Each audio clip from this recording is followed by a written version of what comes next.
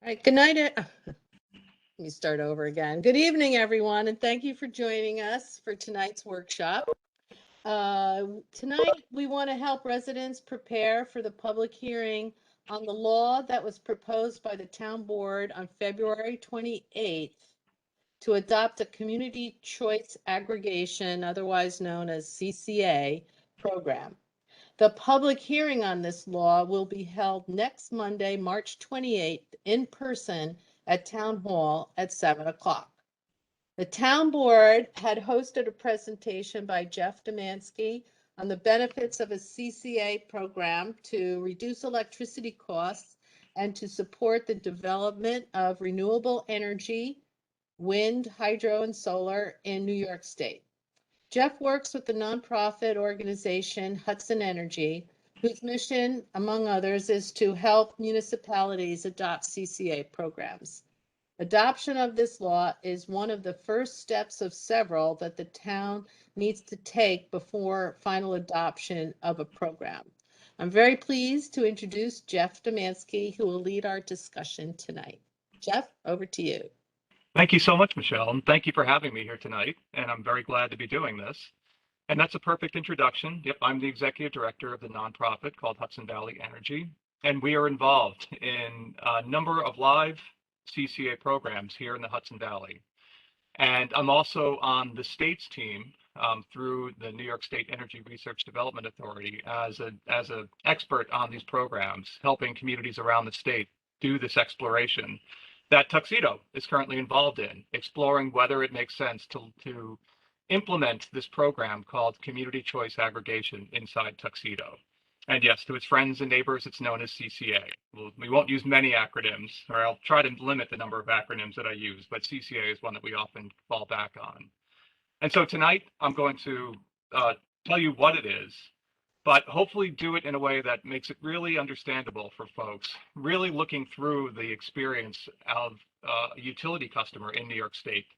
And so you'll see that I use images of an Orange and Rockland bill.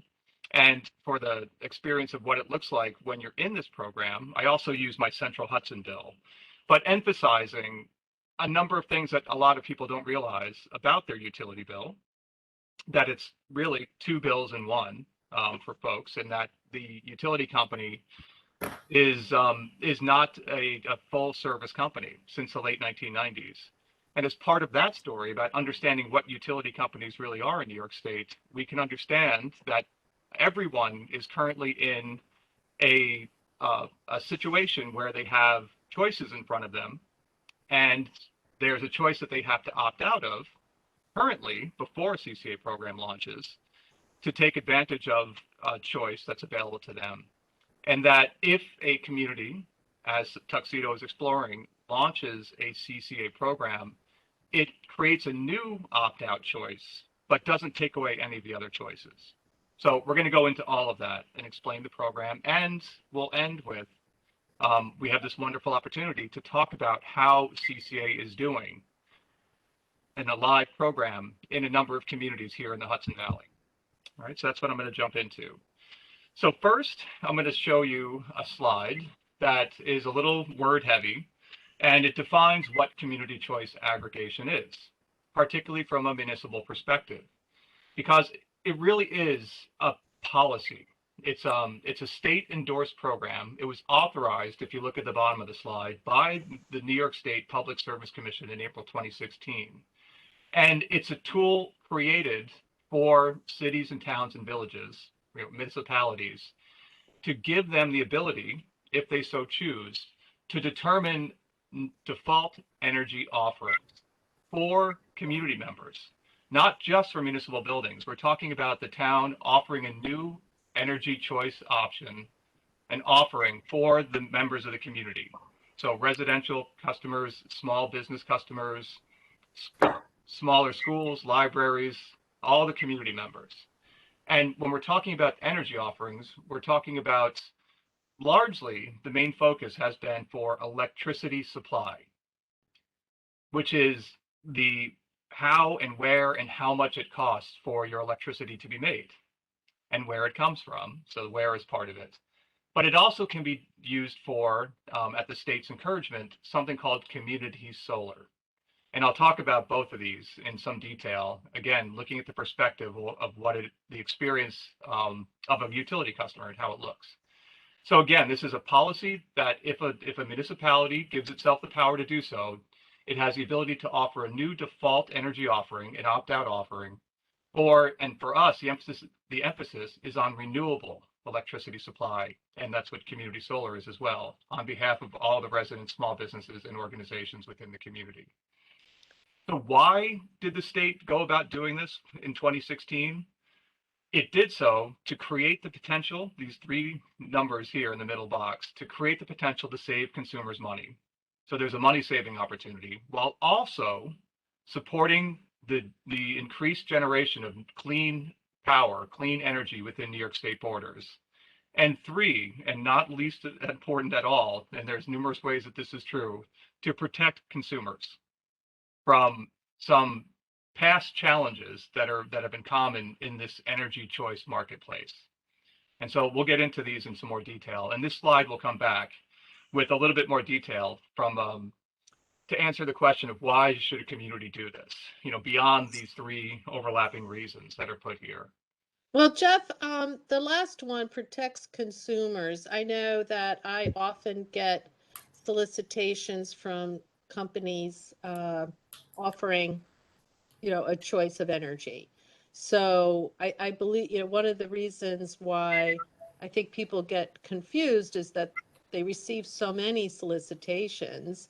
How do you know which ones are reliable? And that's one thing that I really like about this program is that the suppliers that we would be going out to are vetted by the state, correct? That's by the administrator that a community chooses to partner with, more than the state. Oh, okay. All of the suppliers have to be registered in New York State, but you're speaking to one of the very, very important aspects of the program. Yes, that working with basically a guide that you obtain at no cost to the town through this program, should you choose to launch it, you have a state-approved administrator who vets the choices that you're giving to your community members. And that's really wonderful because, as you said, there are dozens and dozens of energy supply companies out there that individuals could enter into contract with, and it can be really overwhelming. And from what I've found in really literally thousands of conversations we've had with people since we've been launching these programs in the Hudson Valley, if you haven't had a bad experience in the energy supply marketplace, you probably know somebody who has. So there's lots of companies out there which can be overwhelming, and many of them have caused some very well-earned distrust in the marketplace. Not to say that there aren't very good ones out there. Many people are happy with their third-party choices that they've made.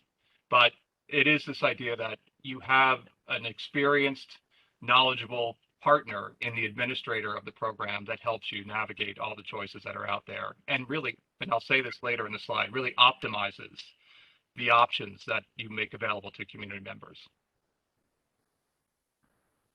Thanks. All right, so I'm going to move on, and this is jumping right in to the utility bill. This is an Orange and Rockland bill, as I believe it still looks. I know that they are in the process of redesigning their bill. They mentioned that to me a couple of years ago, but this is what Orange and Rockland bill looks like. And I used to be one. I used to live over in Orange County. I used to have an Orange and Rockland account, but now I'm in Central Hudson territory.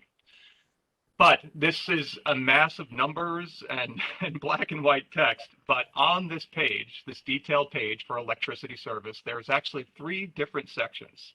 So I mentioned it's two bills in one, which that's largely true, but there is a third section that I'll emphasize. So the first section is right here. It's the electricity delivery section. And it's the section that has the most line items in it. And by line items, I mean these kilowatt hour column where it gets multiplied by a rate, some cents per kilowatt hour. And so this is the total usage for this customer. Total usage for this 30-day period was 502 kilowatts. And each of the line items, and you could add these first two for the way Orange and Rockland breaks it down, it adds up to 502, both multiplied by 8.4 cents here. But each line item is multiplied the usage by the rate, cents per kilowatt hour, to yield dollars or cents, dollars and cents, which get added up to the total delivery charges. The delivery section, since the late 1990s, since something called deregulation went into effect for the energy marketplace in New York State, the delivery section is the only section of the bill that the utility companies, Orange and Rockland in this case, is allowed to make money on. So this is basically the service that they get paid for, delivering electricity. And same is true for gas. This is, in essence, to use an analogy, this is appropriate to describe Orange and Rockland as equivalent to the United States Postal Service or UPS or FedEx, in that they don't get paid, they don't make the product, electricity in this case. What they get paid to do is reliably make sure it gets from where it's made to the customers who use it or who get the product. So that's what the electricity delivery service is. And no matter what happens with any of the program elements we talk about, that relationship never changes. It's something that people get confused about when we talk about the town getting involved to offer a new energy choice option, that it's going to be a replacement for their local utility company. And that is absolutely not true. Everything happens, as I'm going to emphasize as I continue to talk about the bill, it all happens here on the bill. And the electricity delivery section is unaffected by our program because, again, that's how Orange and Rockland makes money. That's what they get. That's the only thing they can make money on. What we're talking about when we talk about electricity supply, and if you might remember me saying before, this is the how it's made, where it's made, and how much it costs to make electricity. That's right here, this box below the delivery section. And there, if you look, it's a little bit bumping up against the top of the box, but there are 3 line items in this section, and this is true for all utility companies. There's something called the merchant function charge, there is the market charge, and there is an adjustment charge, an ADJ of the market charge. So 3 line items. You can see the same kilowatt hours, the same usage for that month, and there are, if you add these up, you get the total supply rate. And so these 3 numbers here add up to this 5.906 cents, and it's per kilowatt hour. So that is the supply charge for this particular month. And there's 3 line items when the utility company is making that decision for the customer, which is an existing opt-out or an existing default setting established by deregulation in the 1990s. So what that means is when deregulation went into effect, when utility companies were only allowed to make money on delivery, there was a market created for supply. And dozens of companies, as we talked about before, have registered to be basically middlemen companies, the supply companies. But if somebody does not engage in the supply marketplace, directly contract with one of those supply companies or energy supply companies, often called ESCOs, the default setting, the opt-out setting that's already in place is that the utility company will make that decision for the customer as a pass-through cost, meaning they don't make money on it. They directly charge the customer through the bill what the utility company pays the companies that they engage. A very important element of that is these rates change month to month. So there can be significant variation in the total electric supply rate of the month, and there's no input from the customer in what the supply rates are or where the sourcing is of where this power comes from. So the electricity companies, Central Hudson, Orange and Rockland, they go out to the marketplace and they will secure power from the broad New York State grid for the customers in their utility territory. Predominantly, the power that they source, and this is true for all the utilities in New York State, is predominantly not renewable. It's mostly gas production these days. Used to be oil, but oil is phased out, and coal. Now it's predominantly gas, though there is some renewables in the mix, but predominantly it's fossil based and nuclear as well, though that's phasing out to some degrees as well. But again, The idea here is that when you see these three line items, the utility company is making your decision for you, and it is without input from the customer. The last section that I'll emphasize, and I do this to clear up common confusions and also to emphasize an additional potential option within the program, is this section, the payments and adjustments section on the right side of the bill. And what can exist here, it's not shown on this bill, but I'll show you how it does look on my bill in Central Hudson Territory. But what will and can fall into this section is if a customer has made a decision about solar, whether they put solar on their home or business, or they become a virtual owner of a portion of a field of solar, those benefits that the customer has that yields from that decision exists in this section all the way over here in the payments and adjustments section. And again, I'll show you exactly what it looks like on a future bill.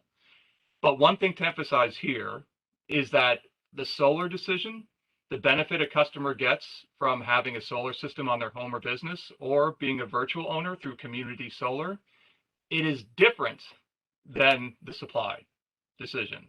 And people often confuse that. They think that when they put solar on their home or business, this is their supply. From a billing perspective, it is not. And from a physical way the grid works, it is not as well. It's something different, which is a good thing. You know, the confusion's there, but it's a good thing. It means that there's two ways that people can have positive influence on promoting renewables on the New York State grid. And there's two separate ways, which can be mixed or matched in any way they want, that people can get economic benefit from these decisions as well. All right, so I'm going to move on from the bill, and this we will see this bill again. But before I do, I'm going to reemphasize some of the same points I made using my menu slide, my restaurant menu analogy. But is there any questions before I leave this slide? One question I do have, this is now in place where we can have the solar or community solar in addition to the CCA, correct? That's correct. Okay, good. And then Ken has a question. Yep, Go ahead, Ken. So obviously the theme is choices. Yes. But as far as electricity delivery, you really have no choice. It's kind of like a franchise thing. I mean, I can only choose Orange and Rockland and no other delivery company, correct? That is true. That is correct. Yes, in essence, they do, in their territory, they do have a monopoly on that delivery because they own the infrastructure. Unless we can have a whole other discussion about something else with municipalities looking for different options, but nothing is being done along those lines in New York State. So yes, you're correct. And I know you get into it later, because I think what's attractive to me, of course, my wife and I are trying to move towards renewable energy sources, and we're not really considering solar on our house. But I think what would help make this attractive to us is when we make these choices that we are choosing the renewable sources as well as the collective community choice aggregation. So I'm sure you'll get into that later about how in this decision are we also trying to influence people to get to the solar or renewable energy sources.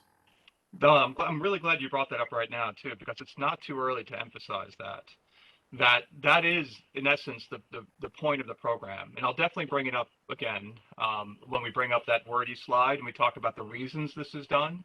But I'll point out that when it comes to the supply decision and the marketplace that exists for independent customers to go out and choose an independent sourcing, many customers have chosen companies that do allow them to pay only for renewable production.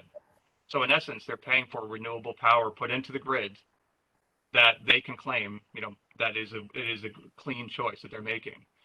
Commonly, as an individual customer, they're paying more for that. They're paying more than the utility would have charged for the non-renewable. What's magnificent about the CCA program is that you can have your cake and eat it too scenario. You can have a win-win scenario where you can pay a very competitive rate to the utilities non-renewable rate for 100% renewable from New York State sourcing from either hydropower, wind power, or solar. And what's been shown, it's in the design of the program, and we have proof that it does actually work. You can actually pay less for 100% renewable New York State sourced power than you would pay for non-renewable when your utility is making the choice. So it is that, as you described, that mechanism by which you can help the community get that win-win scenario and move them towards more renewables and saving money. So as a follow-up, so as the community, when we're trying to pick the energy supplier, not the deliverer, and we want to steer towards renewable energy, is that a one direction for everybody, or do we pick community choice aggregation, and then do people then also have options for solar? Or if we go this route, it's community aggregation and everybody has to be on the same plan, so to speak? It is relatively simple towards the latter, where there's a supplier selected by the community, and the administrator helps gather the other communities to have the leverage in the marketplace. So all the communities together put out a competitive bid request, and they pick a supplier, one supplier who offers, for some communities, only one option, and it's a 100% renewable option. It is possible, and I can show you this on the graphs up ahead, that we've offered two options too, a not fully renewable option. But the reason my nonprofit's involved in it, the reason the administrator that I'm working with in the Hudson Valley is in it, is for that win-win scenario, that we work with communities who the default choice is the 100% renewable. Is typically for the current state of the New York State grid and sourcing is 100% hydropower, responsibly sourced hydropower, with more solar and wind power in the near future. That's going to be the sourcing for that 100% option. Thank you. All right, so I'm going to just step forward here just to kind of reemphasize some points here about the choices that customers have before them. So this is my menu slide, my restaurant menu analogy.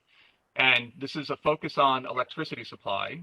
And this table is like an appetizer menu where you walk in and you're gonna sit down and have a meal. You're gonna have an appetizer, and as most people do, I think they pick one.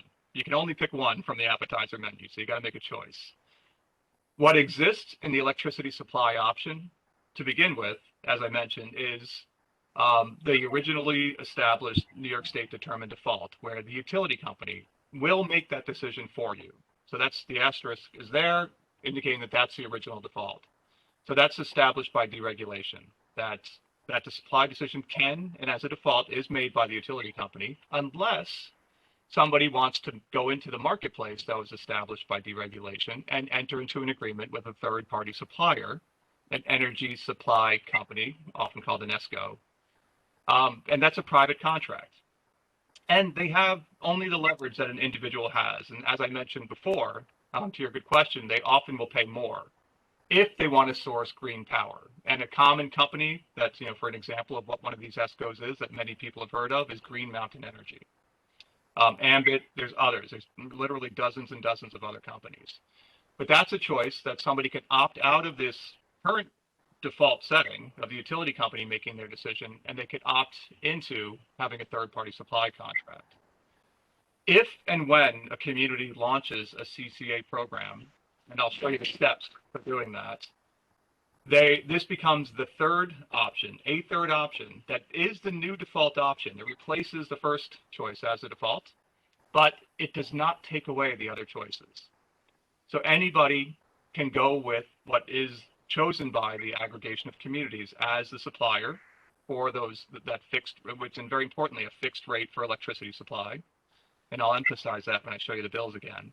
But anybody who is automatically included in the program, if and when it launches, can opt out and go back to the utility company making their decision or stay with their third-party supplier.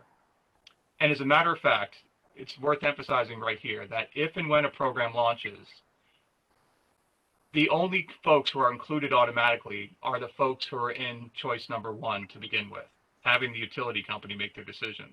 So if somebody has made a choice to opt out of the original default and they're in a private contract with Green Mountain Energy or or whatever other companies out there, they stay in that arrangement. They don't have to opt out. They have made a choice, and so they are unaffected by the program. If they want to, they can opt out of that decision into this program if they want. But we advise them to make sure that there's no fees for early termination or anything. But anybody can join the CCA within that community if and when it launches. Ken, did you have I see your hand up, Ken. Do you still have a question? Oh, no. Apparently, Okay, nobody hit the sure. put my hand down button. So there I go. Just wanted to make sure. Thank you. So, but this is I'll just, maybe it's just a comment is that, some third-party suppliers, as you say, you enter into a contract, and if you want to get out, you will, before the end of the contract, there are fees for early termination. Whereas if if you are in a CCA program, there's no fees to opt out, right? That's correct. Yes, there's no fees whatsoever and no cost, which I'll emphasize as well. So these are the three choices, and this is for supply. Again, and we're talking about rates here. We're talking about the cents or dollars per kilowatt hour that somebody pays, which gets multiplied by however much electricity they use in that particular month. And in my analogy, this is like the appetizer. And now we understand what was the original default and what becomes the new default if a community launches this. And now I want to reemphasize the distinction between supply and solar decisions. And so I bring in the entree menu to keep my analogy going. So now we have the entree choices, and the same rules apply. You can only pick one from this column too. This is different than supply, two different tables. What are the solar choices? Choice A is that a customer, a New York State utility customer, does not have to do anything about solar. That's choice A. They don't have to put solar on their home or business. They don't have to join a community solar program. They don't have to do anything. So that's choice A. But choice B is they may choose to engage a company either through a lease or a purchase to put solar on their home or business or on their property around their property. Or what's become available in the last 5 or so years is this ability to be a virtual owner without having to put solar panels on your property. You can reap the benefits of this expansion of solar in New York State by becoming a virtual owner of a portion of a solar field that is not only in New York State, but by the requirements of the state, to be a community solar subscriber, it has to be also in your utility territory. So it's even more local benefits. All right, and so these are, again, you can mix and match, choose one from each of these tables, and you can mix and match them in any way. And that's something to reemphasize, and we can have a conversation about it, but it's something that I find it very helpful to walk folks through this, just so that they realize that they can do any combination of what's presented here before them. And I'm going to do a little bit more detail again to emphasize the differences between supply, particularly with CCA, and what community solar is, by just adding a couple of things at the bottom of the table. So for CCA and electricity supply, the focus of what we yield through the program is a low, competitive, fixed rate, unchanging rate. It's the same cents or dollars per kilowatt hour for the full duration of the program, which is typically 2 or 3 years long. So it's wonderfully fixed, and it never, ever varies. And it won't vary at the end of the program. By being a municipal enabled program, the program ends at the contract period, but can be repeated. The process can be repeated if the municipality chooses to do so. It's not a situation where somebody's fixed rate suddenly balloons without their awareness. The idea is that the team is very involved, and there's public outreach and information requirements to make sure that this is not something sneaky. So it's very transparent. And again, we're talking about a low fixed rate for renewables here. For community solar, if you remember, solar benefits show up in that payments and adjustments section. It is a guaranteed dollar discount. It's just a financial benefit. I won't go into too much more detail now on what community solar is, but in essence, it's a symbiotic relationship where you help the developer of a field of solar panels by being a subscriber, and in return, they help you by giving you a discount on your electric bill, guaranteed. The guaranteed is important on the community solar side. Again, we're talking about a low fixed rate for renewables, and I'll show you that it has been working very well. But you'll see in my charts too that there are months where the fixed rate can be higher than the utility rate on a particular month. And that's just, full disclosure. We want to make sure people understand that. But the idea is that it is always a very competitive rate for renewables sourcing. And it is certainly, as I'll show you in the charts, definitely better than what somebody could do as an individual customer. So there really are these overlapping benefits. And one more bit of detail on the difference of how this brings benefit. Through a CCA for electricity supply program, it is a New York State electric grid benefit. Through this program, this aggregation of communities with all of its community members has very real influence on the ratio of renewables on the New York State grid. And that's physically how it works. We're all connected to the New York State grid. We all pull electrons from the grid. Not all of them are renewable, but through the program, people pay only for renewable power. And through that market power, they have real influence on the ratio of renewables on the New York State grid. And so it's very powerful. It's the reason the state is excited by this program and has supported it. The difference for the solar side, for community solar, is that it's a local benefit. As I mentioned, it has to be in the utility territory. So it's even more local benefit.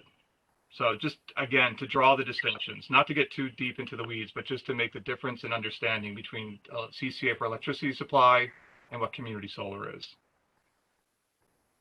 I'm bringing the bill back up just to say that I want to show you that the difference is when you're actually in a CCA program for electricity supply and what it looks like for community solar.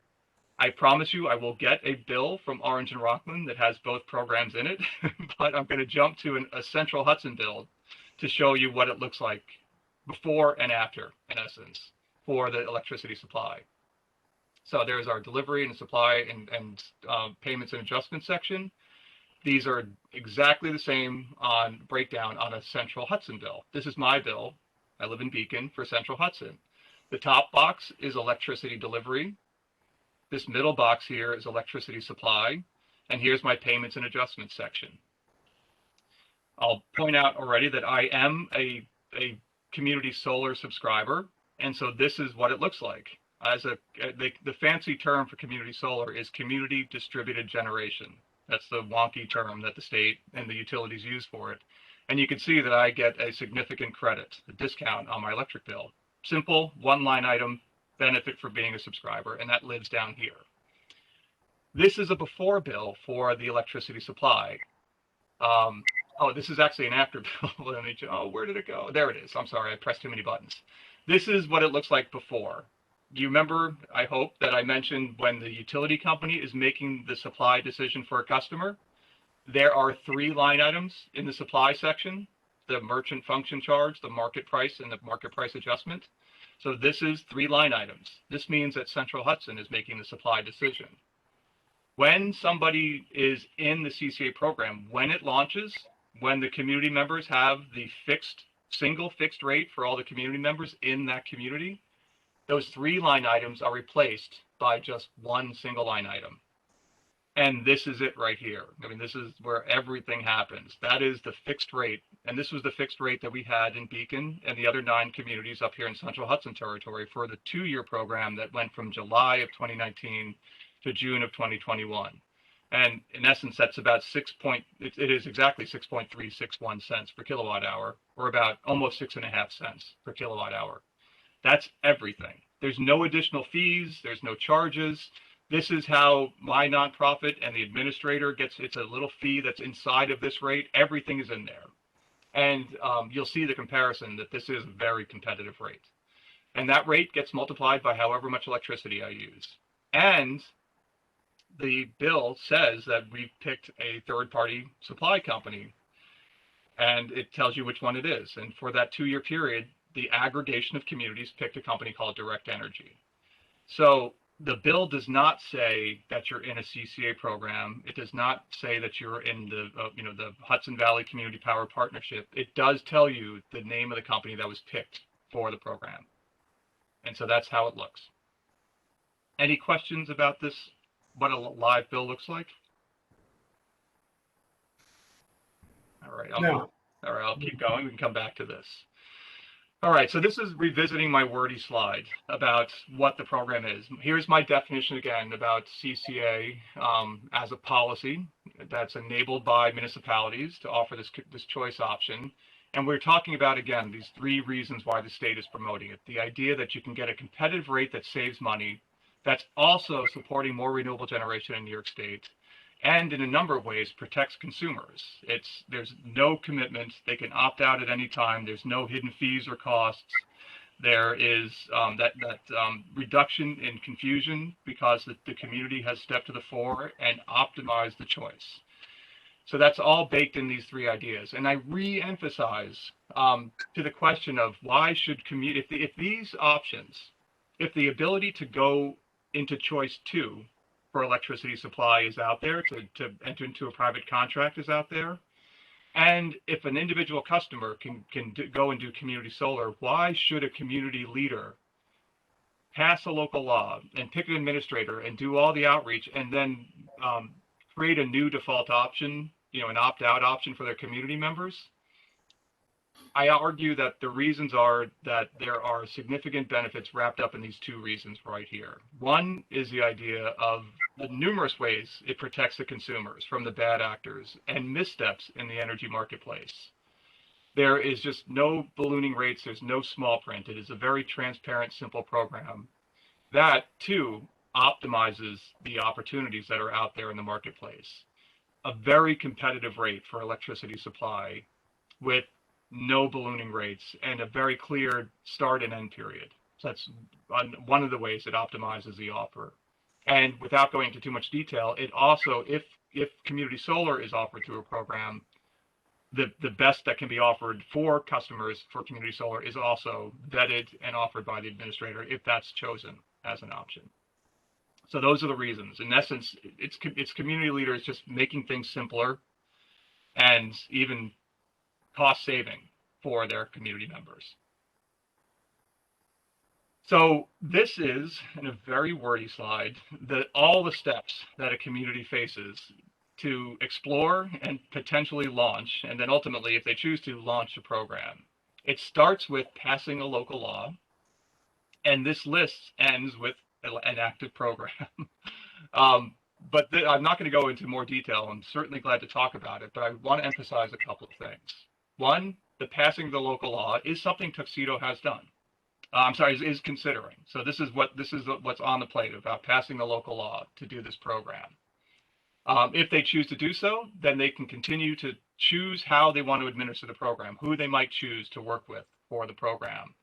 And then that's followed by a significant amount of education and outreach efforts, which has to be approved by the New York State Department of Public Service, which leads down the steps of that issuing a request for proposals to see if the marketplace makes sense.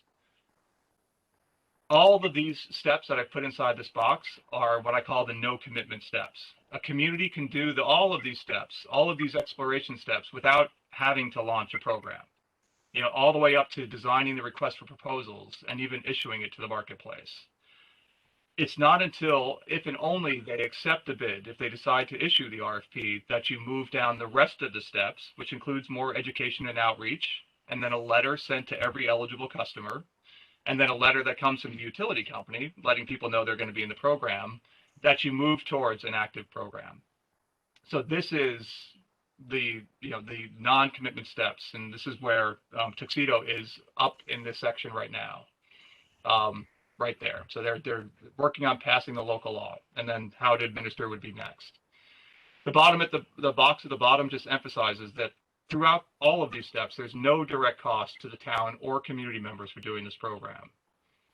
It's only if the program launches and then that fixed rate for electricity supply goes on the bill that you see how the program works. There's no fees, there's nothing to it. So it's relatively simple. Before I moved off the detailed process slides, any questions on the process? Well, are you going to talk about how the process of getting other communities together and putting a RFP out? I can do that right here. It's kind of a good opportunity to do it. So from a community's perspective, these are the requirements. pass a local law, an administrator, then participate, support the outreach and education that happens, but it's on the burden of the administrator.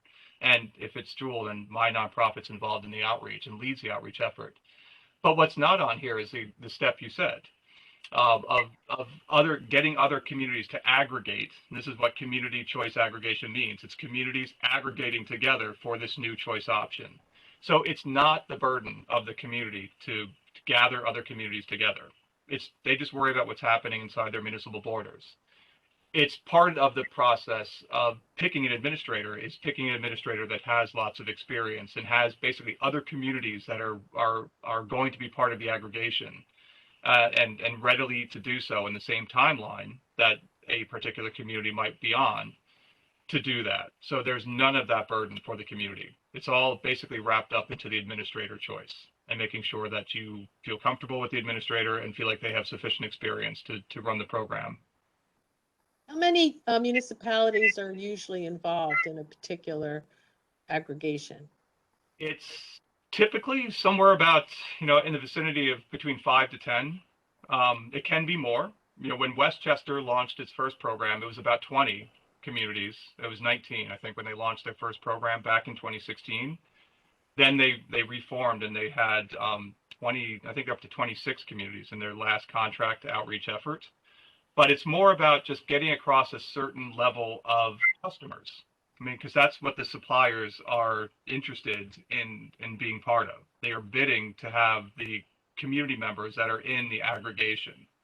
And there's sort of a rough number of about 20,000 meters, customers in an aggregation. And for the sizes of communities that we work with, it's less, you need less communities if you have a very big community that's part of it. For example, the city of Rochester is in essence forming its own aggregation. They're big enough to be their own aggregation because they have plenty of customers or meters within that. But for us, in Rockland County, which I'll show on the next slide, actually, maybe I'll just jump down here. This map shows you all the communities, a little outdated, but all the dots on this map show where local laws have been passed. And what I've circled with the program names next to them are the two programs that I'm part of, that I'm supporting with my nonprofit. The Rockland Community Power Program, which it's 6 communities, soon to be 5 because of a dissolution of one of the villages. But it's 6 communities that aggregated together, and it was about 30,000 meters within. The Hudson Valley Community Power Program, that's the one that's in Central Hudson Territory, including Beacon. That is 10 communities that aggregated together. And that was actually less households. So that's about 28,000 meters inside that 10 community aggregation. And those are the 2 that I'm involved in. So the communities that aggregate need to be regionally connected. So you can't partner with another community. They need to be within those circles. They do not, actually. That's part of the magic of the administrator as well. So, for example, Jewel, who I'm working with on this program, they are a statewide administrator. And when we launched our first aggregation together back in 2019 for the 10 Hudson Valley communities, the Central Hudson communities, we also included, I don't think the name is on here, but the community of Geneva. Where is Geneva? It's in the Finger Lakes. But Geneva, which is all the way up in the Finger Lakes, was part of our aggregation. In essence, that's what the administrator can do. They can aggregate from wherever, even from a different utility territory, and offer that, if you will, to the suppliers to bid on. And it worked well, and they continue to do that. When we rebid for the 10 communities in Central Hudson Territory in 2021, the same thing was done with concluding Geneva, and they do that frequently. And so it's part of the, again, the choice of the administrator gives flexibility to the communities that are part of the aggregation. So you need this program, everybody has to start and end at the same time. So you need to kind of herd the cats together to, I would, it kind of makes it sound like you're talking to other communities around Tuxedo and trying to get us all to consider starting this around the same time.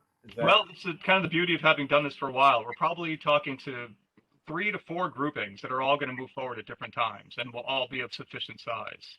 So there is an aggregation that is assembled and it's going to go out to bid in probably April or May. And if Tuxedo really wanted to be part of that, we almost have enough time, but it's probably too tight a time frame. But there's another group of communities that are on a little later time frame that will be ready to go.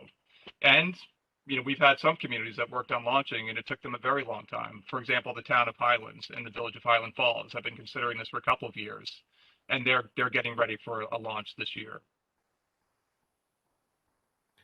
I guess the law about the solar, that it needs to be locally generated. For community solar, yes. Right, that sounds intriguing because I guess at some point, as more and more moved in that direction, just like eating locally, generating your power locally seems to have an attraction of not having these giant transmission lines coming all the way down from Niagara or something like. I'm sure those will always continue, but it seems like you're trying to get away from that long range transmission policy. I definitely understand what you're saying, and that's part of the capacity challenge we have in the Hudson Valley, is that there is a desire to bring cleaner energy from upstate down to New York State, lower New York State territories, and that's where you do need to worry about these transmission lines. Let me jump right to say that with the CCA for electricity supply, that's actually not an issue because again, you're still getting your electrons from the whole New York State grid, regardless of generation source of where it is. But you're having the very real, and this is getting a little into the weeds, but you're having the very real financial impact of supporting renewable production in New York State. And if you remember on that table, that's where I said for the CCA electricity supply, you're benefiting the New York State grid. And from for the wonderful reasons, one of the main reasons we support renewables from a climate perspective, that's a global issue.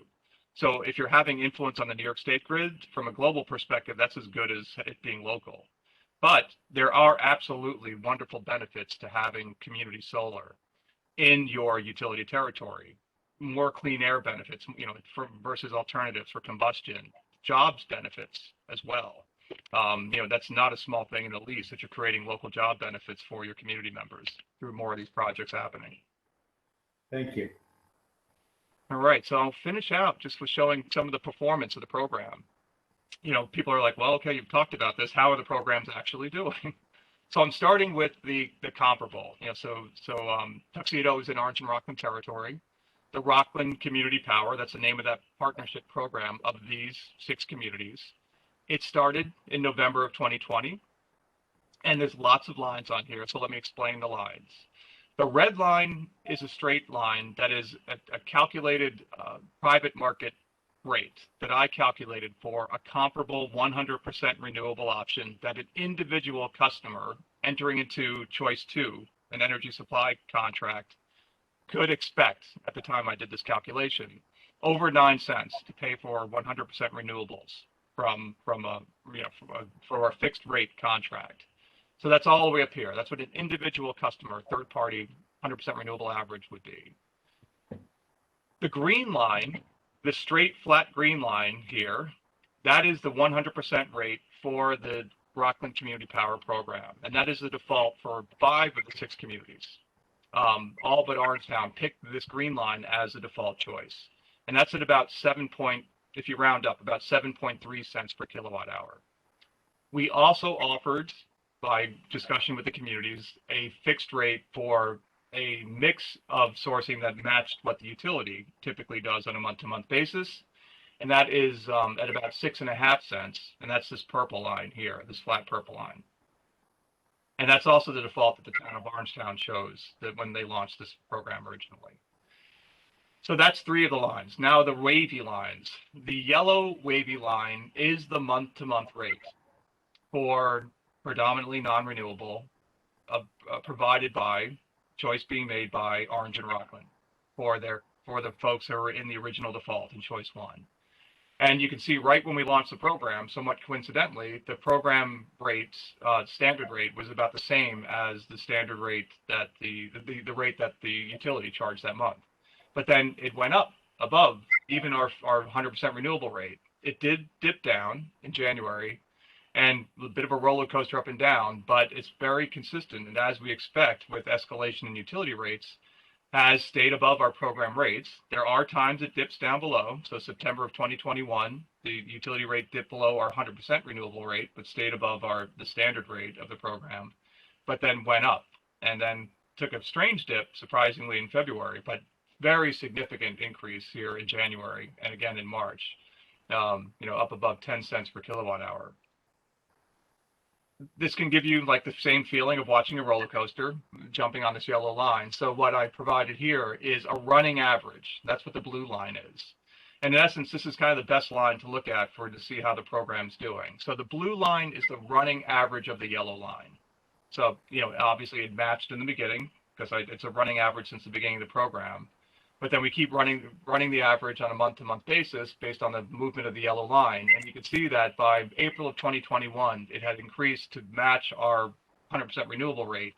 And then it's never gone below since. So the average from Orange and Rockland has stayed above our program rates, emphasizing that the program can deliver and has been delivering this win-win scenario.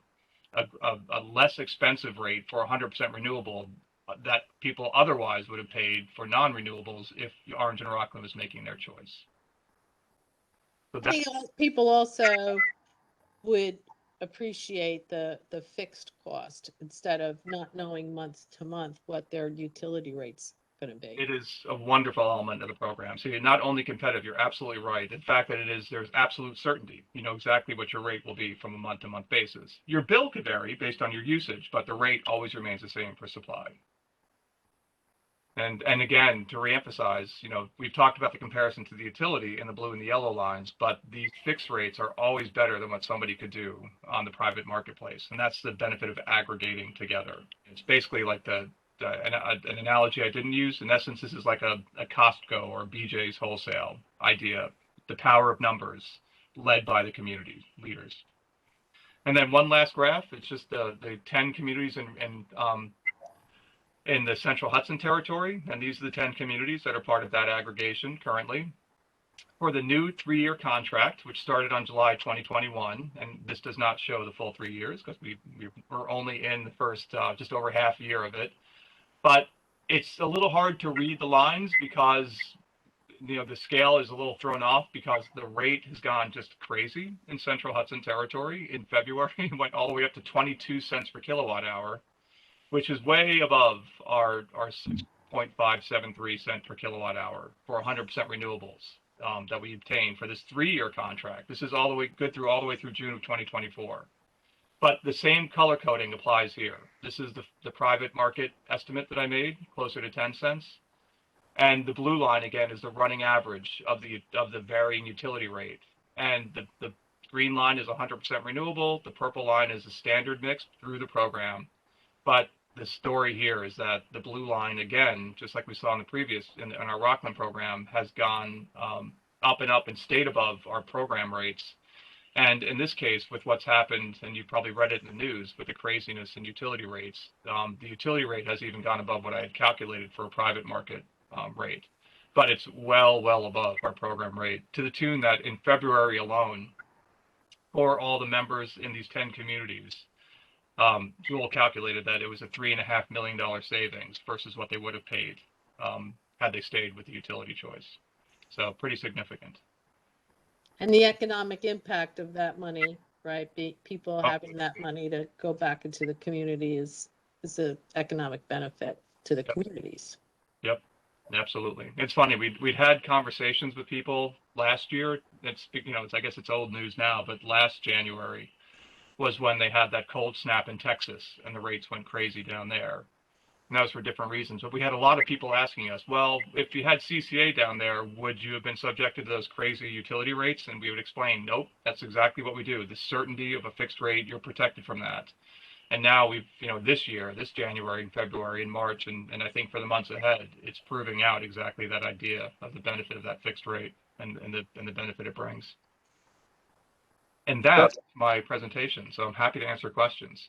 So the suppliers, not the delivery company, but the suppliers, they have to really manage themselves to, over a 3-year period, ensure that they can continue to meet that flat rate that that were promised.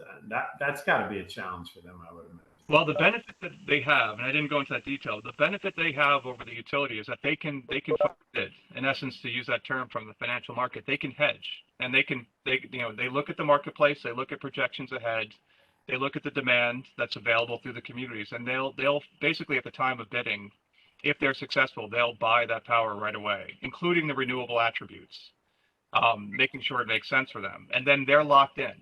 And the contract is such that that no matter how many people opt out of the program, they are locked in and must provide it. And that's one of the beauties of, the consumer protection element that the administrator and the New York State model, in essence, brings to that. One other thing, of course, I see on my bill is the natural gas charges. Is there any kind of equivalent program for natural gas, or? There is, through the Public Service Commission order, when CCA was allowed in 2016, it can be used for natural gas. No community that I know of has pursued that, but I think there's more interest now because of what's happened with gas rates. So that certainly could be part of the conversation. So you can use it for gas. The reason we have not emphasized it, and in essence, it's the same reason the state's promoting this, is that you can't really improve upon the environmental attribute of gas. The thing to do with gas or any other fossil is to try to move away from it if you can. So all the talk is about electrifying. I see. Yeah, the beauty of this program is that it brings certainty and cost competitiveness along with that decision to electrify if somebody can do so. Which is why I would be hoping that the choices we make are really promoting the clean energy choices. And even if it was not the more dramatic financial savings, but still was less than what you're paying, trying to convince people that we're doing our part and it's not costing you any more money. Exactly. Good point. Is there anything else in the law that we're going to have a public hearing on that we should talk about in this workshop? Basically, the law allows the town to go to the next step, and that includes the data collection. Ultimately, if you go past the outreach and Okay. efforts, then you get to the utility. But the point to really emphasize, and I don't think I even did this enough, is that, and forgive me for using this phrase, but it's really such a no-brainer to pass the law because it doesn't require you to do anything more, but you can't do the exploration. You can't launch a program without it. Okay. So there's no reason that every community in New York State shouldn't give themselves the ability just by passing the law. It does not mean by any stretch of the imagination that they have to launch a program. So it's just a really good idea. And even there's no reason not to pick an administrator if the market looks right, and do the education and outreach. And even though I'm involved in the education and outreach, I don't think it's any bias. This goes back into the 30 years I've been in the field. It only helps to bring more information to people, especially with the way the grid is going to evolve. And that's another beautiful element of the program, that in having the administration team, you have a resource available to the community members to help navigate these, what can be sort of overwhelming energy choices. And the idea is that they're not terribly complex, but who has time to dedicate to this? Not a lot of people. And so we basically are there to help them understand it and explain it again and again and again if they want to. And it's a fun aspect of the job. Thank you, Jeff. And for people who are watching the recording, here is Jeff's contact information. And Jeff is graciously offered to answer questions. So please reach out to him if you have any questions. And again, the public hearing on the law will be Monday, March 28th at 7 p.m. in person at Town Hall. Very good. Thank you guys for having me tonight. And please do reach out with questions. Happy to answer them. Okay, thank you so much, Jeff. You keep us so well educated on this. My pleasure. All right. Thanks so much, everyone. Have a good night. Bye.